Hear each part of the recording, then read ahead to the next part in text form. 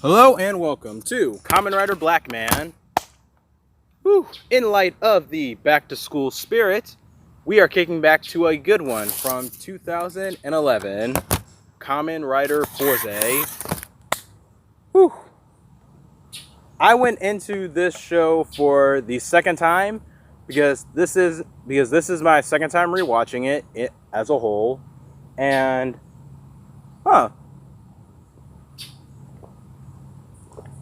I don't remember. I don't remember how I felt about this show the first time, but the second time around, I paid attention to everything a lot more, and for the better, really, because this show is not too bad for something that came out in 2011. And I say that now because before, in the first two takes, I had no idea what year it came out, so I literally had to Google it just to see. Now I was right. This show came out in 2011. But yeah, KamenRider Fourze. This is the 40th anniversary of KamenRider.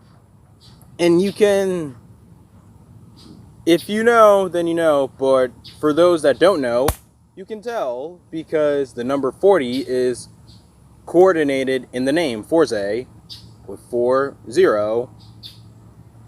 Literally the word for, Four, and 0 just the ZE. So Fourze. Weird Japanese logic there, but yeah. This is the 40th anniversary, and for an anniversary series, this show, it's alright. Like, it doesn't do a lot in the show itself, except for the one movie, the Megamax movie with O's. But that's about it. And Coda, what are you eating? I do not trust you near bark or grass. But anywho, outside of the show, it does do some KamenRider stuff as well. But speaking of which of the show, let's start talking about it. Starting off with the opening, switch on. I don't mind it. It's not awful. But as I was binge watching this show, I just started to skip it almost every time. But for when I did listen to it, it didn't annoy me. I didn't think of it as obnoxious as the sorts. And it's just alright for the most part. It stands out, it does its job, it really represents high school, which is basically the show in a nutshell since it is placed in high school. But before we go any further there, episode 1, Youthful Transformation. Oh crap, I just realized this is the wrong script. Crap. Wrong script. Here we go. Sorry. Now, our story starts off in space where two astronauts are fighting amongst each other over a briefcase, and one astronaut with red glowing eyes flees to Earth, while the other astronaut ends up dying on the moon, where a space base is exploding, and he unfortunately gets caught in the explosion. 17 years later, at Amanagawa High School, I believe, we made up with the first of our main characters, Kengo Yutoshi, whose character arc begins with him being an ass. Yeah, he starts off as a dick. Someone literally walks up to him to give him a love letter, and he literally just throws it into a sewer somewhere. But that action introduces our second character and our future writer, Gentaro Kisaragi. He shows up to tell him off and retrieve the said letter that was thrown away. After that, we get the opening, which I already talked about, but now we're on to the next scene in Kengo and Gentaro's homeroom, to which they have a class together, and also another friend that knows both of them. Yuki, she's a classmate of Kengo's and a childhood friend of Gentaro's. And yeah, Gentaro as a person, I get it at first, he sounds obnoxious, but he ultimately means well because of his friendly personality and ideology, that if he can't be friends with his enemies, he can't be friends with anyone to bother. Which could be seemed as obnoxious, but not entirely. But moving on, this show, well, to be honest, the school is extremely early 2000s high school. It's as if the writers for this show watched American television from 20 years ago, and this is what they got for inspiration. Like, that would consist of 2 seasons of Saved by the Bell, Mighty Morphin Power Rangers, and the movie Mean Girls. Like, maybe a little less on Mighty Morphin because they're frickin' cliques. Like, jocks, geeks, and goth kids. Like, literally, this show came out in, like, 2011. And I don't know. I've only been out of high school for, like, 3 years, so I don't know.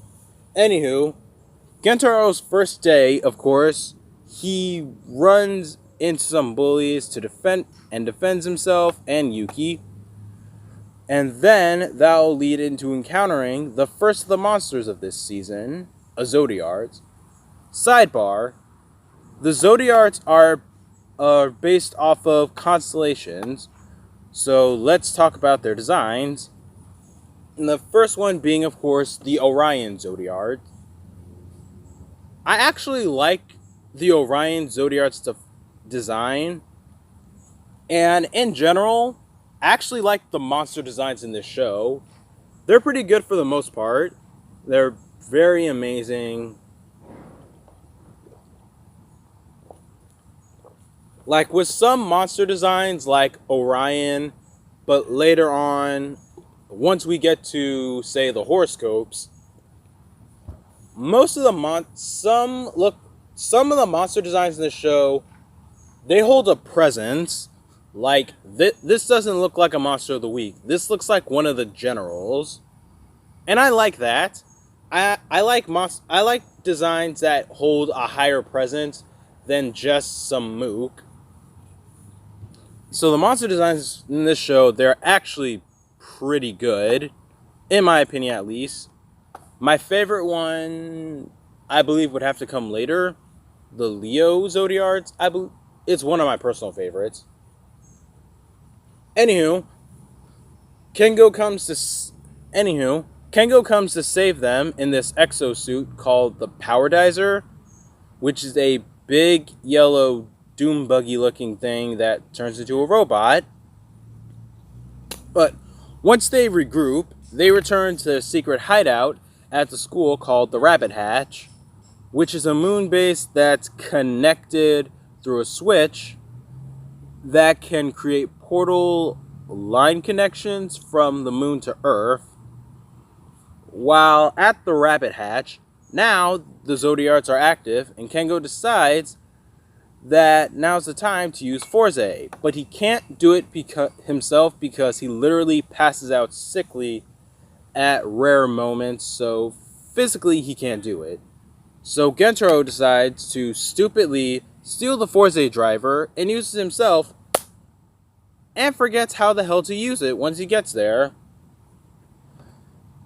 So it takes Yuki having to put the belt on him to show him how to transform. Thus, Gentaro becomes KamenRider Fourze. So, off the bat, let's talk about the Fourze suit. I like it. It's not bad. Like, some people had some complaints about it, about, like, the rocket head that he has. This doesn't bother me because this is space themed. Like, it'd be awkward if he didn't have, like, something to represent something as space. Like, yeah, like Mega Rangers / Power Rangers in space, they didn't have that. Hell, with Q Ranger, they focus more on constellations. But Fourze, it's literally all about outer space and space travel and what's not. The constellations are the motifs for the monsters. So Fourze, he himself is about anything with space. So yeah, rockets, astronauts, stuff like that. And his suit alone, I don't mind it. I actually quite like it. There's some, like, the shapes that are on the legs and arms and whatnot, there's something that plays a part until later involving astrology. But this suit, for the most part, it looks good. Like, I really can't seem to find a complaint about it. I even don't mind, like, the bug antennas that he has, because I don't know, gotta fit in like the bug motif for KamenRider somewhere. Because yeah. Anywho, well, Fourze, it is. Oh crap! This totally reminds me too. Fourze, well, in his base form, he sort of reminds me of Kuga and Agito, and how in their first forms they didn't carry weapons, because in his first form he's hand-to-hand focus. Like, and yeah, but Fourze sort of does, but doesn't have any weapons. Like, instead of having to just defend himself with his fist, he uses the collectibles for this season's for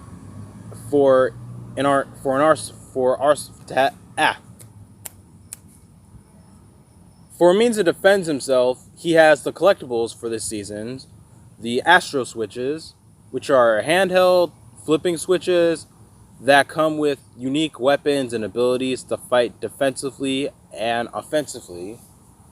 Like, to name a couple of them off the bat, I'd say Rocket, Drill, with both together he can use for his rider kick. What other switches? Hammer, chainsaw on the leg, any stuff like that. But of course, with this show being about high school, and it being the first fight, with the first fight being inside, Fourze's first fight, it takes place inside until someone points out common sense to take it outside before they wreck the building. And once Fourze gets the hang of things, he beats the monsters. He beats temporarily, though, because the monster possesses a Zodiac style switch that allows you to become a monster. So Kengo makes it clear that the Orion Zodiac is human and possessing an Astro switch, and they need to be found. And while taking back the Fourze driver, because Gentaro's an idiot who couldn't even figure out how to use it. Oh, this is episode 1 going into episode 2, by the way, because this show is all two-parters. One moment as I have water.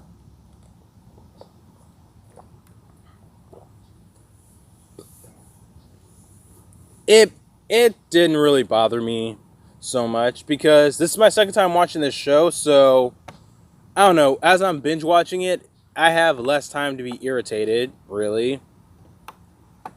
Also, just another thing about episode 1, we get a cameo of the villains that we'll see a lot later in the first show. We get a cameo of the villains that we'll see a lot later in the first episode. And I've never noticed that before. I just thought, well, I'd say that now, because as opposed to talking about each one later and when they debut, I'm going to talk about, I remember. I just wanted to mention this one cameo, but yeah, everything else we'll get, with the villains, we'll get to them later. But for right now, Kengo doesn't want Gentaro or really anyone's help with the Zodiacs, because the astronaut that died in the first episode was his father, and all that's left for him was the Rabbit Hatch, the Fourze gear, and the mission to beat the Zodiacs. So in episode 2, they discover the identity of Orion. It's one of the students at their high school that's part of the football team who's treated like a whipping boy and had enough, so he decided to become a monster to terrorize the one who was bullying him. And before going any further, Kengo decides to give the driver back to Gentaro and lets him be Fourze. Now, let's talk about the individual monsters in this show. The monsters of the week. The monsters in this show are high school students. That has its problems. Giving teenagers that kind of power that's enough to literally kill people is fucking asinine, because teenagers are irrational, hormonal, and motivated by peer pressure to the brink that it drives their coming of age, and not in a good way. Why trust one of the demographic that's forced to wake up at 6 in the morning and prepare for school and has the natural stresses of classes, homework, and puberty? Like, recruiting teenagers with attitude was a ridiculous idea in 1993, and it's still a ridiculous idea now, as long as they don't look 30. Yes, I made a Mighty Morphin joke. The writers of this show probably watched Mighty Morphin to get ideas anyway. Oof. Getting back to Fourze, the first few episodes make a good status quo of things. Issue, monster, and by the end of the episode, Gentaro makes a new friend, which works because we still have to develop our cast of characters that all come from different cliques, and it actually takes time for everyone to naturally come around. Hence the two-parter episodes, at least for them. We even get a two-parter focused on Kengo coming around to warm up to everyone and the whole KamenRider Club, which, by the way, at the end of episode 2, Gentaro creates the KamenRider Club, an actual club dedicated to fighting monsters at school. And now, as for the rest of the cast, they are all in school anyway. There's Miyu, the popular one and the club leader. JK, the playboy, who's a wuss, who can't fight for the life of me. Shun, the athletic one, who started off as a jerk, who then changed thanks to Gentaro. And he's also the primary pilot for the Power Dizer. And Tomoko, my personal favorite, that's a goth, but she's super smart and a computer genius. And she comes in as the second most helpful. And throughout the members' first focus episodes, we get 2 new forms for Fourze. Elect and Fire States. Elect's not bad. I do sort of dig Fire States though. The helmet's not, and I can't particularly point out as to why. For both of these forms, I think they both just look good. I will admit though, I do like Elect States because it's gold. And it has like those electric sockets, like from the chest up to the shoulders. And that's really nice. Fire States, I think it just looks cool. Like, no real further reason, I just think it looks cool. So, episode 13, we get a more proper introduction to the villains of this show. And now I'm going to recount from the first cameo the ones we see now. The ones who give out the switches to the students are called horoscopes. They are the higher-ups that are based off of the more well-known constellations. We technically only see 2 or 3, but it's revealed that there are actually 12 horoscopes. But for now, we just have 5. So there's Scorpio, Libra, Leo, Virgo, and the main villain, Sagittarius. And in case anyone's not familiar with constellations, with what they're based off of, Scorpio's a scorpion, obviously. Libra is a balance beam. And I say that because every time I type in a picture of a Libra, I see a balance beam and also some alien type of thing that looks like a balance beam. Anyway, Leo's a lion, Virgo's a woman, I believe, and Sagittarius is a centaur. Two of them, we know already who they are. Scorpio is Gentaro's homeroom teacher, Sonata Sensei, and Libra is the principal / KamenRider Garen's actor.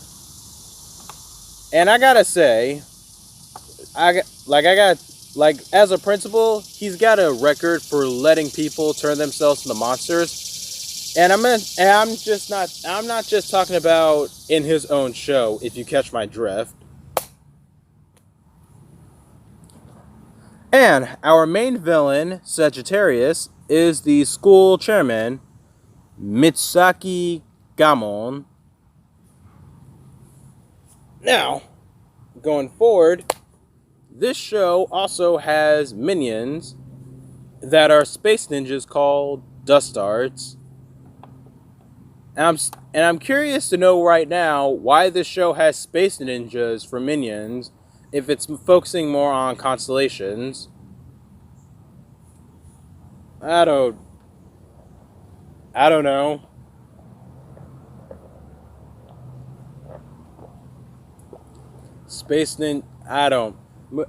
Episodes 15 and 16, I cannot explain the minions at all. But episodes 15 and 16 are the Christmas arc, and Christmas does not matter at all throughout this entire arc, nor does it play like a real bigger role. It's filler.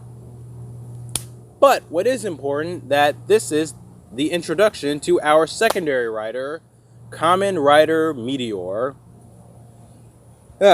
He's been watching this entire time and then decides to show up on his bike and display that he's quite a Bruce Lee fan.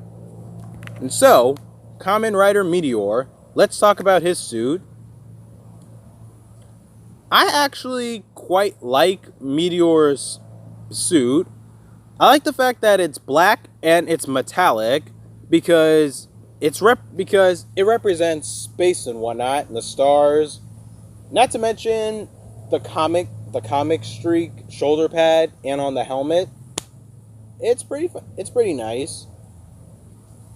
And I also just want to throw this out there. I really like Meteor's driver because to me it just looks glorious. Like, I can't even tell what it's really based off of. I think I don't know, is it more or less based off like a planetarium or something? Either way, I'm a big fan of Meteor so much that I absolutely just like his driver. Also, another cool fact, he doesn't have a weapon. Like, he has something on his wrist for special attacks, but other than that, he fights hand to hand, and that's awesome. And he keeps that up until he gets his final form.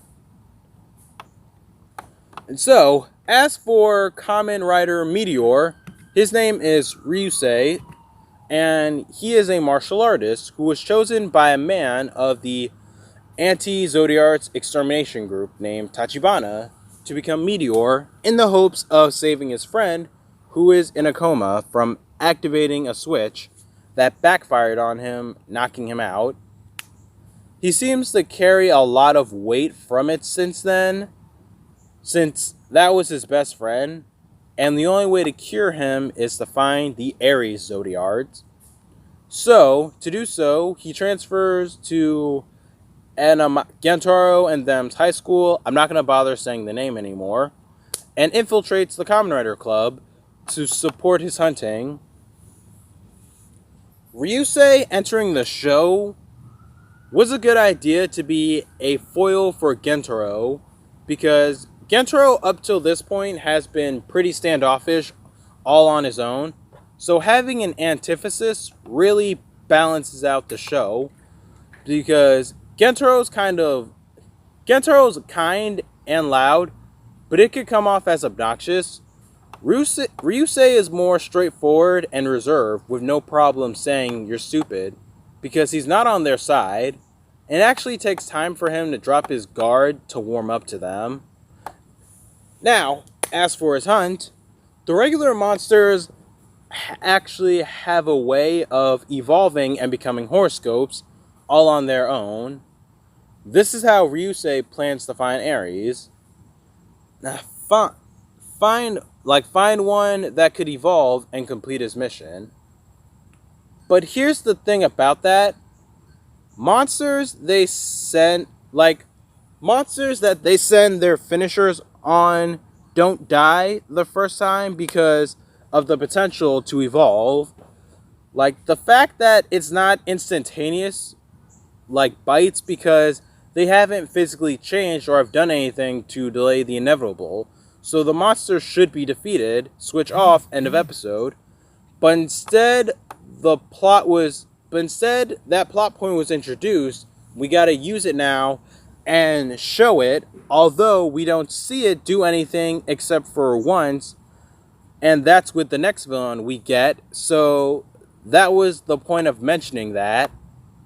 Speaking of which, for the new villain, after Ryusei as himself is introduced, the Scorpio Zodiac is defeated by Meteor finally, and Sonata is banished into this dark nebula for failures by Virgo. Now, the next horoscope to take her place is the Cancer Zodiac. Once again, for constellations, that is the Crab constellation. And the Cancer Zodiac who started off as a regular monster, he actually evolved into a horoscope.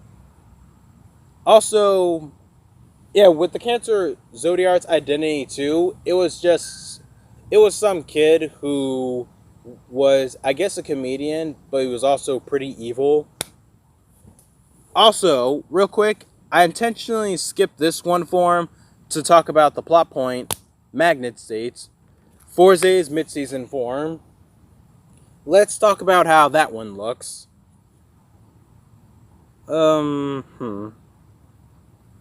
Magnet States. Yeah, crap.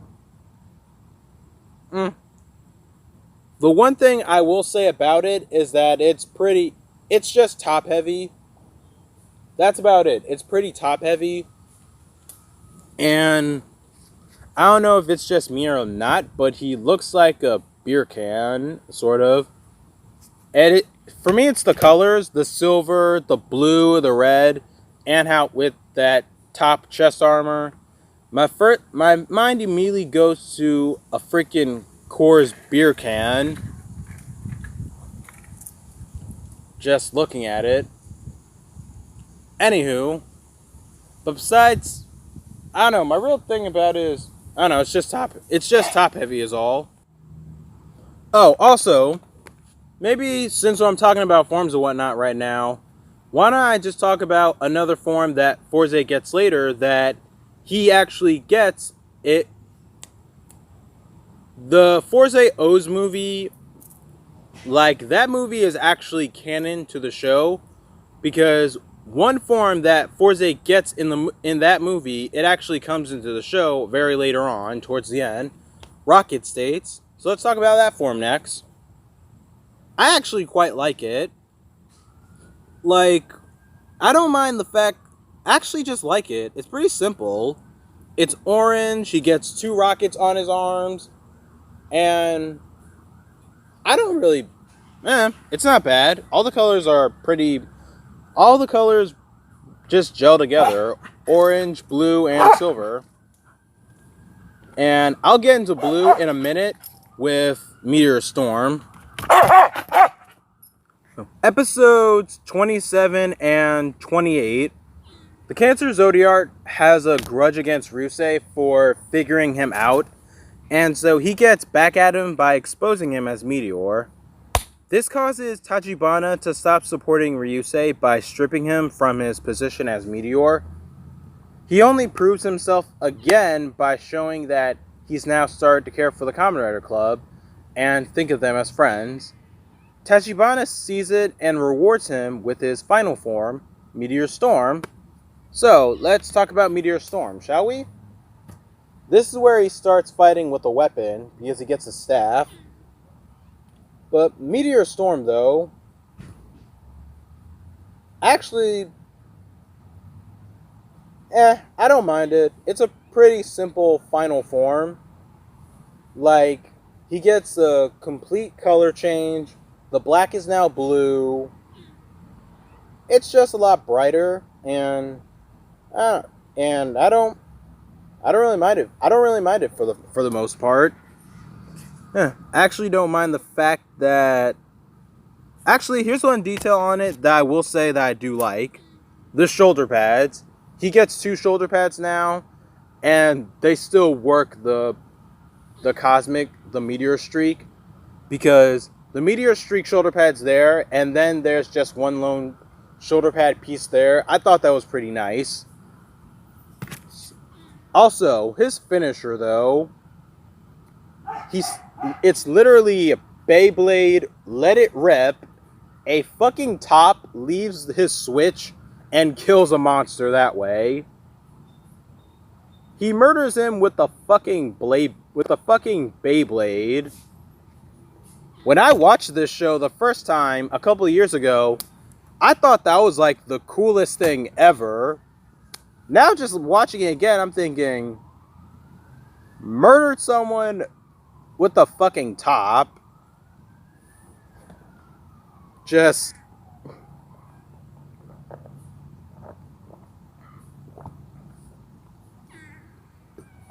Oh, I don't... Okay, I accepted it at this point. If we can actually have a hamburger morpher, then yes, we can kill people via fucking Beyblades. Anywho, episodes 31 and 32, the Aries Zodiac has finally been revealed as an exchange student that Ryusei switched schools with. The KamenRider Club find and pursue him, and Meteor jumps in the way of Aries getting beaten and actually kills Fourze. I'm dead serious when I say that. He literally kills Fourze. He fucking 1-inch pumps him. No, he 1-inch punches him in the heart, because that's apparently fatal in the Toei universe. And I need to catch up on Bruce Lee movies to know what movie that's from. But anywho, Gentaro's dead. Ryusei is no longer Meteor because Tachibana is just done with his shit now. And Tachibana is helping Kengo into trying to revive Gentaro through the power of friendship and the Cosmic Switch, which is the last switch that'll access Fourze's final form. The Cosmic Switch does it, and Gentaro's back and can now enter his final form, Cosmic States. And I gotta say this right now, Cosmic States is like my favorite costume in this show. I love the color of blue they use for it, which I honestly looked up just to figure out what it is. It's electric blue. Not only that, the switches and the rocket design he has on his chest are phenomenal. It's like everything worked. Like, this is the space motif of the show, like, taken to an entirely new level, higher than Meteor Storm, because oh my god, just space, galaxies, it's freaking Cosmic States. That's what you literally call it.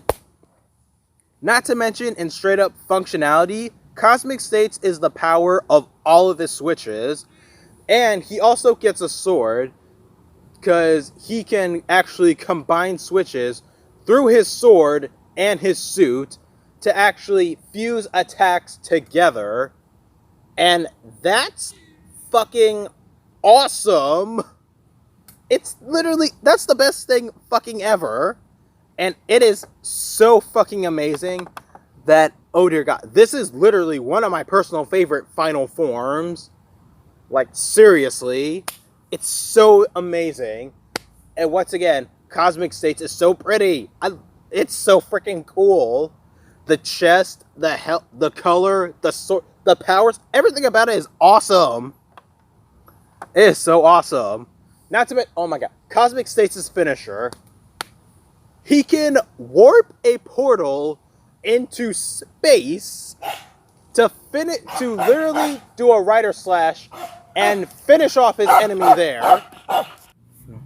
Moving forward, after Cosmic is introduced, we are now at the last stage of the show, where all that's left are the few final monsters that are horoscopes that we have yet to meet.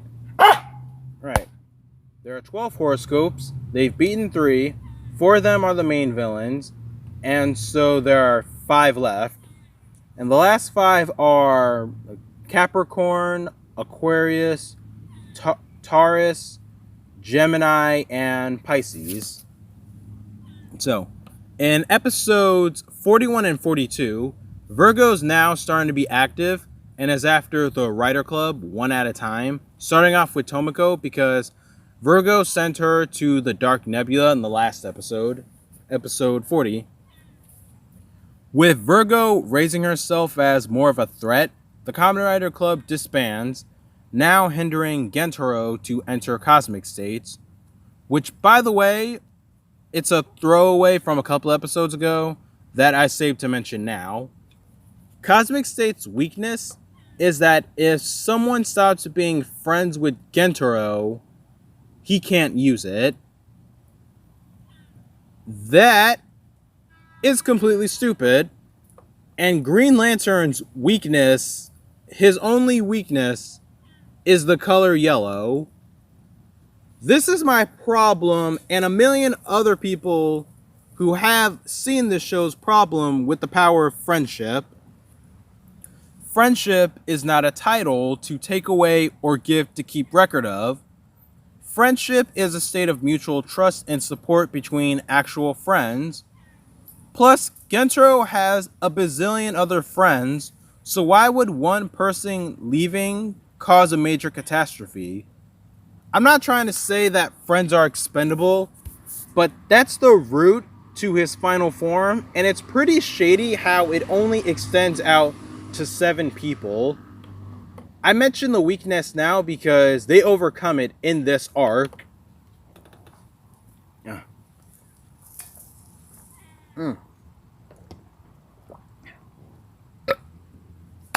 Back to the episode. Tachibana reveals himself in person to Gentaro, Kengo, and Ryusei, and we learn later that Tachibana is the Virgo Zodiac and Professor Emoto, like a professor that Kengo knows, and he is the one who killed Kengo's father. The arc goes on with Fourze overcoming Cosmic States' weakness and Tomoko returning from the Dark Nebula along with Ryusei because he was sent there too in the last episode. Now, shit hits the fan as Sagittarius jumps in the picture and Virgo gets killed by Libra and Leo. He dies and Fourze and Meteor get their shit wrecked. So, episodes 43 and 44, the biggest shock that there could be in this show, Yuki is the monster of the week. She's the Gemini Zodiac. She grows she grows a doppelganger from it, and the imposter is the monster, and they both have to fight it out to see who lives in under 12 hours. And considering the Gemini Zodiac was pretty jovial but twisted, in most cases it matches Yuki because she's so animated. So the dark side aspect works because who doesn't have a hidden dark side? Furthermore, Gamon / Sagittarius' plan is to collect all the horoscope switches to act as an energy source to meet the presenter. That's what the whole plan has been, to burn through the monsters so that if or not defeated, he'll use their switches as an energy source to come in contact with them. Yeah, so the entire time, this has been about looking for aliens. Could that have been done without having to kill someone 1, 2, 3, 4 episodes ago?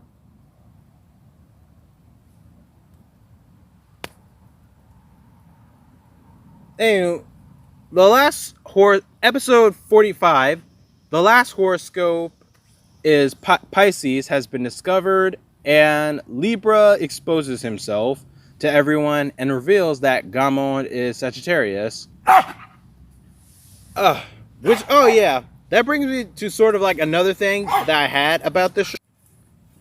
This show does a terrible job at foreshadowing, or it has a terrible job of it doesn't do a good job at building up suspicion or foreshadowing, because like when we in episode 13 a while back, when we first meet the principal, Tomoko got a weird vibe from him, which indicated that he's one of the villains. Not to mention, it's a good thing that the KamenRider Club is not the mystery gang, because anytime a monster showed up, Meteor would have to leave Ryusei would have to leave the scene, transform, and come back as Meteor to fight the monster. And they always seem to wonder where he went. Like, how do you not put 2 and 2 together? Not to mention, Ryusei came in episode 15. He didn't get exposed until episode 31. So it literally took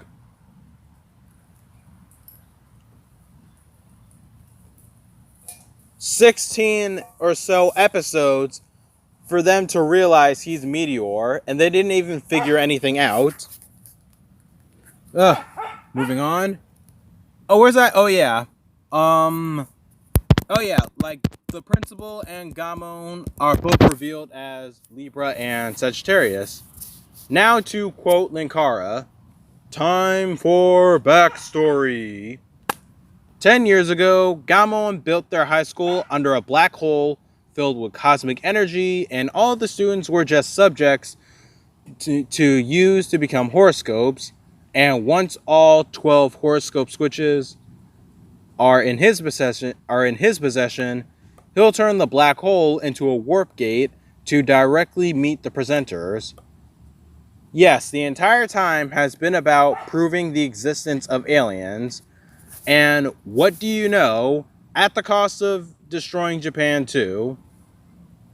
Great. Have Mars rovers gone out of, I don't know, use or anything? Are Mars rovers no longer unique like typewriters? Anywho. Oh, and yeah, great. Libra's betrayed Gamon, and that's a trap. Libra basically set them up to steal the Pisces switch and raid the Rapid Hatch later. But before that, all 12 switches are collected, and Sagittarius' defense is now dropped to meet the presenters. So Fourze can now use the opportunity to kill him, but instead kills Libra, who flew in and took the shot.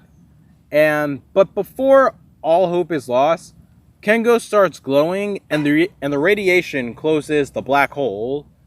And at the end of the episode 46 by the way, it's revealed the core switch is inside of Kengo. Now, Kengo is the core child. He was born from the core switch and is a manifestation of cosmic energy in the form of a human. The presenters left core switches across the galaxy, and once they made sentient form, they would act as a representative for what planet they're from. As for all those years ago, back to the beginning of the first episode, Kengo's dad and Gamon were both studying the core switch and creating their own gears, the Fourze system, and the Zodiac switches. And I have to say now, I apologize for the constant pauses. My dog's barking at a squirrel, which is the dumbest squirrel ever because he keeps coming back to the same damn tree when he knows the dog is still here. That's stupid. It's a dumb squirrel. Anywho, where's that? Yeah. Kengo and Gamon's dad were both studying the core switch and creating their own gears, the Fourze system and Zodiac switches to undergo human evolution. Well, I want to say, human use, and well, yeah, they both disagree. Yeah, Kengo's dad was for human use so that they can explore out into space, and Gamon's was more on the side of human evolution. They both disagreed with each other's projects, and the day before Kengo's father was killed, Kengo was born, and Imoto took Kengo to Earth and had him up for adoption to keep him safe. So, episode 47, Kengo leaves for space to return as a core child, but before he leaves, Leo arrives at the Rapid Hatch and trashes the place while battling Ryusei. Kengo makes it in time to the hole to meet the presenters, but before going any further, Sagittarius evolves to his supernova form and kills Kengo and steals the core switch. The last thing of Kengo out there is the Fourze driver that Gamon takes and throws back to Gentaro. Now, that was his last mistake. He should have either destroyed or left the Fourze driver out there, and as opposed to just giving it back to him. Now leading up to the last episode, episode 48, the Galaxy of Youth. The Rabbit Hatch is destroyed and everyone mourns for Kengo's death.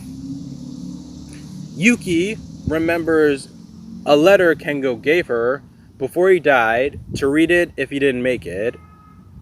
Now, this is all the feels. Like, this is what they went for in a high school themed toku. Like, hit it hard because a classmate just died, and so they're gonna honor his last wish. Stop Sagittarius, save the world. This is all the feels. Like, everyone, there's crying. It's emotional. And of course it is. This, oh my god. It hurts. Kengo, he has evolved. Kengo's a better person now. He started off as not wanting anything to do with anyone. And towards the end now, he's gotten a lot happy. He's a much more nicer person because of the influence of everyone. Like, especially Gentaro. And so they're gonna honor his last wish. Like, stop Sagittarius, save the world. So, in the final battle with Fourze and Meteor... And now with the final battle with Fourze and Meteor, they're trashing people on their bikes, and it's awesome. And Gentaro goes through all of his forms fighting Sagittarius, and Meteor just takes on Leo alone. And their final battle is epic, because Ryusei just sticks it to him and finally kills him with half of the final blow sent to him out of suit. That's badass. While Sagittarius and Gentaro, while fighting Sagittarius, Gentaro goes through Gentaro goes cosmic and warps a portal to send him and Sagittarius to the school, and I guess auditorium, like the gym stadium, I believe. They send him there to graduate his school from his manipulation. Also, to really send him off for what he's done for them, what they mean to him, what his influence, and what they've really done.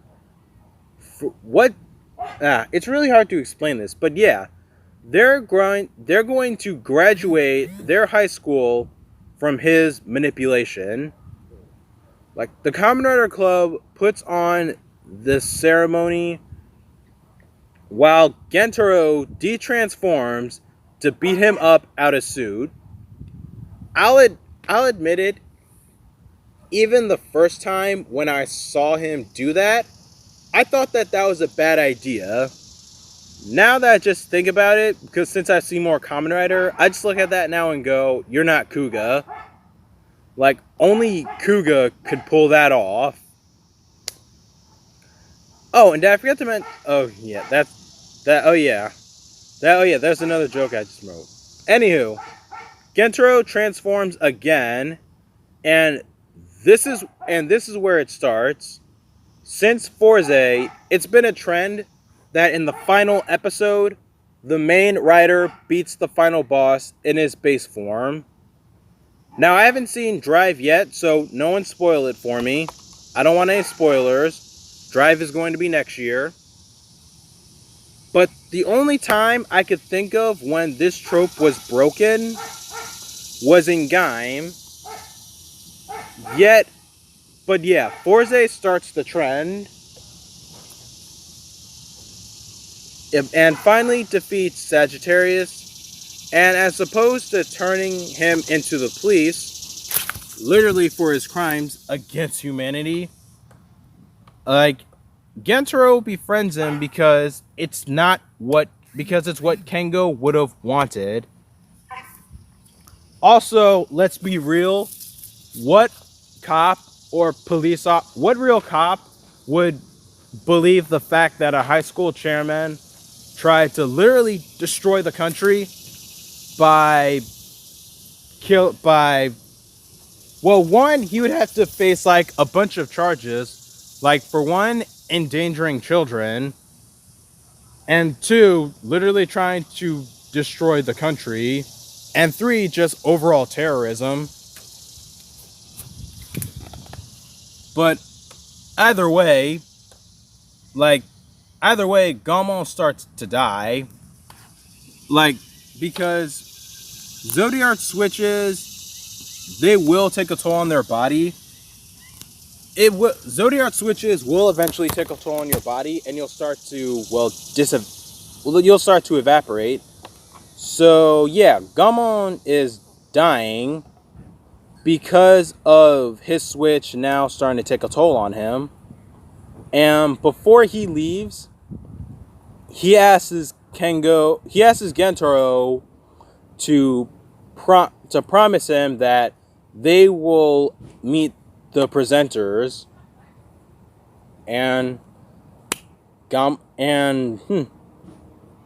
then he eventually dies, but not before using the Aquarius switch to bring back Kengo.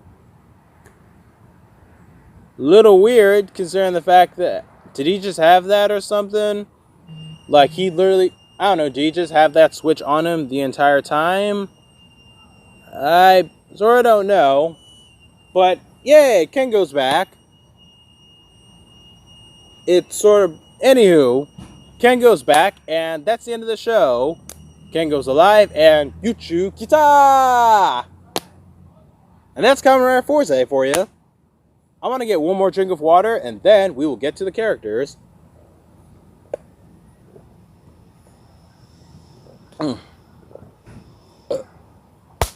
Alright, now let's talk about these characters. Starting off with Gentaro, our main lead. For as much as I do like Gentaro, I will admit he has flaws. He's loud, but he's loud. It could come off as obnoxious.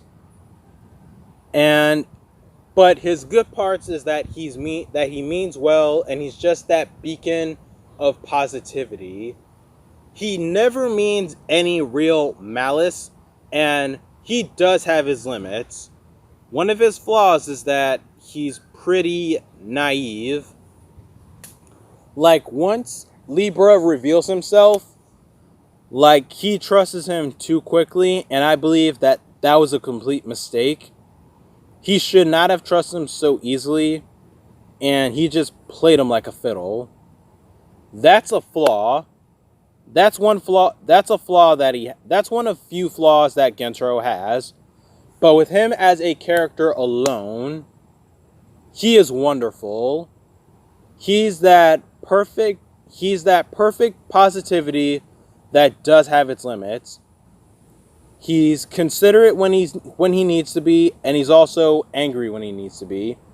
Furthermore, he is human. And for a human being, it's also revealed in this show that his parents are dead and he lives with his grandfather. So it's amazing that he honestly doesn't have a dark side, really. Because compare him to Yusuke, Godai, Kuga. Kuga, he has his dark side as well, and we actually see that in show.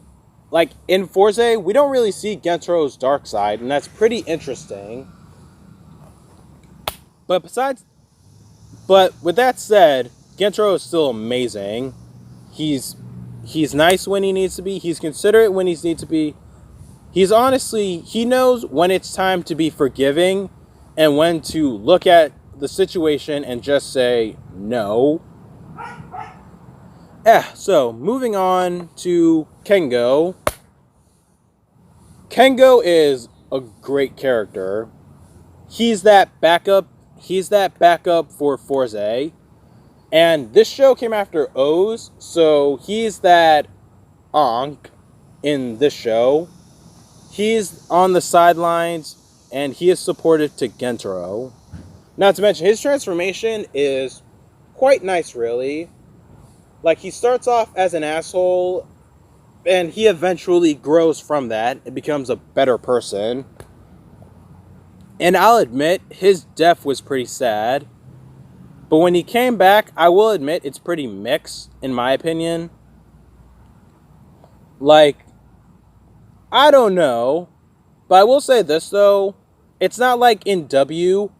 I would have definitely preferred Kengo to be brought back to life in the more, I guess, at the final episode, as opposed to in W, where you had plenty of opportunities, I guess, with how that show works to bring him back in a movie or something that is canon.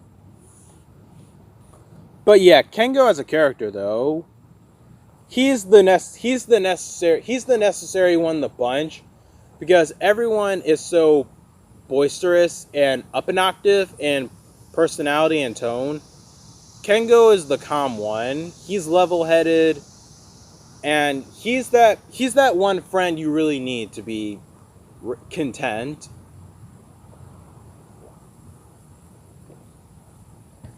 Like, he's that reminder of normality in that group. So next, let's talk about Yuki. Yuki was a bit too much. Yuki was a bit too much as a character. Because in, like, the first episode, she was great just how she was. Because she's pretty intelligent, too. She's as smart as Kengo. More or less, because Kengo is still a bit smarter, since he knows how to work all the systems and whatnot. But for what she does know, and the rabbit hatch and whatnot there, Yuki is pretty intelligent. But she then becomes that damsel in distress. That's also, she acts the most like an anime character, more than Gentaro, because Gentaro has his catchphrase and points at you at the very end. And yes, that's a very anime character-like thing to do. But Yuki is constantly mugging that attitude about it, like always being upbeat, always being overly like upset or something. She's always being overly happy, overly upset, overly in the middle of with her emotions. It's like she's basically like the female version of Gentaro, but she's way too loud and needs to be more quiet. And next, Miyu. Miyu's actually, she's a fine character. Like, she's the team leader of the KamenRider Club, although I really don't know what that pertains that she does. She's still supportive, as in she does go out to help find out who's the monster of the week this time. And yeah, she's that mean girl bitch who stops being a bitch, really. And yeah, that's about it for her. She's a good character though. Although, actually no, here's something I can say about her. Compared to Yuki, she's so much better because she's more of an actual person. Yeah, she was a bitch who did stop being a bitch. But she's more... Fuck, I lost my train of thought. Wait. Crap, I forgot my train of thought. Crap. Miyu's good. Miyu's a good character. Anywho, next, Shun. Shun's not too bad. Like, he's not bad. Yeah, he was the popular guy in high school who was a jerk and whatnot. But once he actually, he changed too. And he's also pretty useful because he pilots the power dizer. I will say this right now. I really like how this group is, because they all come from so many different cliques, and it's just so amazing how they all just come together and just stay so connected that it's beautiful. And it's all really thanks to Gentaro, because if he wasn't there, they all would not have gotten together and been friends at all. But Shun as a character, though, he had, like, Gentaro's influence, I believe, changes him the most, because after he stops being, dick, he really takes a step back and thinks about his attitude. And he honestly hated how much of a jerk he acted before. And it's because he didn't have any real guidance or influence of friendship to show him, like, wrong. Anyway, next, JK. He's also my least favorite character because, I don't know, something about him, it just didn't really... I don't know. I just think I really didn't like him as much. Like, yeah. He is the... I don't know. How do I describe JK? I don't know. He is the party animal, whatnot. Just, he's also a bit of a wuss. Although I think that's probably why I really don't seem to like him as much. Although he is extremely useful as a character. Like, he is still pretty supportive with finding out who the monster of the week is too, but... I don't know, he's not my particular favorite. Anywho, Tomoko. I love her. Oh my god, I love her. like, I say that Gentro's influence was, I say that Gentro being an influence on, I say that Gentro was a bigger influence on Shun the most because Tomoko, I think, would have been friends with Gentro either way. Because, I don't know, Tomoko, she is just so cool. And I really like her, I really love her focus episodes. Because she started off in, like, the wrong group of friends. And so it took Gentro having to show her, like, you are who you are, to really accept that about her. Not to mention, she's really useful because all that witchcraft and whatnot she's really into, because she's the goth girl and whatnot, it's actually very useful. And I love that. Like, all that, yeah, witchcraft and whatnot stuff actually being useful. Kudos there. Not to mention, she's also really smart too. So, yeah, I'm alright. I actually really like her. And I also like the idea of her and Ryusei getting together because they make a cute couple. Speaking of which, Ryusei, the secondary writer, Ryusei was awesome. Like, Ryusei was genuinely awesome. He was that good antithesis for Gentaro. He was the man on the mission. But he also really grew to... He was able to actually accept and make friends again throughout his arc. And look at what it got him. He was able to actually... He still managed to save his friend, but also make more friends and actually accept, well, I think, people again. Not to mention, Ryusei is just so awesome. Not to mention, Ryusei is a good character alone. He's smart as he is smart as he is a great fighter. He's even a great fighter than Gentaro. Because, yeah, he killed him. Like, and that's fucking phenomenal.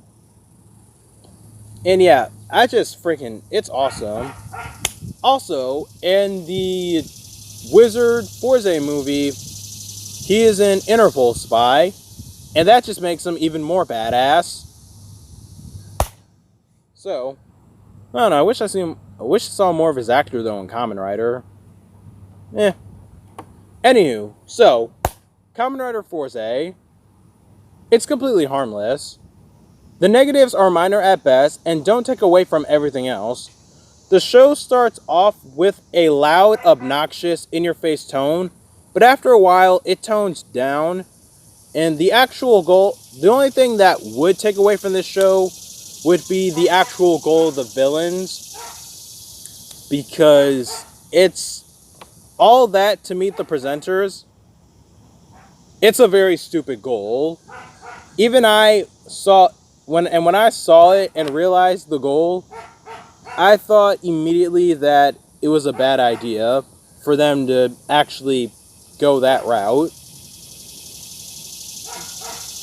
But with that alone, the one thing that would take away from Fourze would be the unfortunate goal of the villains, because it's honest to God not the best.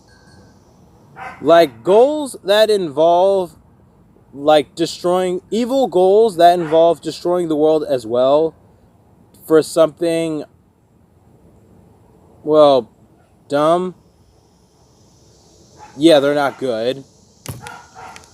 But besides that, KamenRider Fourze, it really is a show for the characters. This is a great cast of characters. Everyone is likable in their own way, including Yuki. No matter how you feel about it, Fourze, it's honestly it's a pretty good show.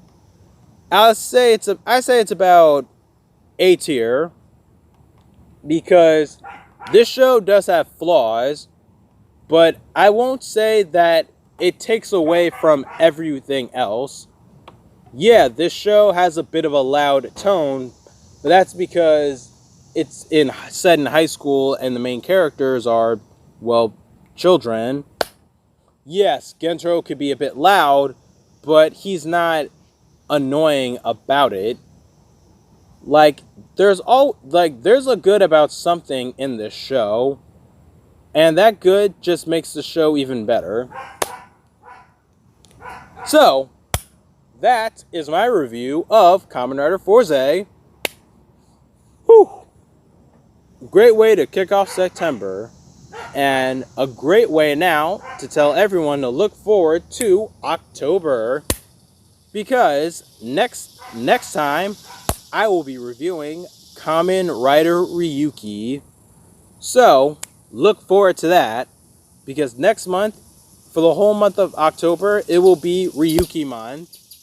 That's right, the whole month will be KamenRider Ryuki. The show, the specials, the movies, including the Rider Time special.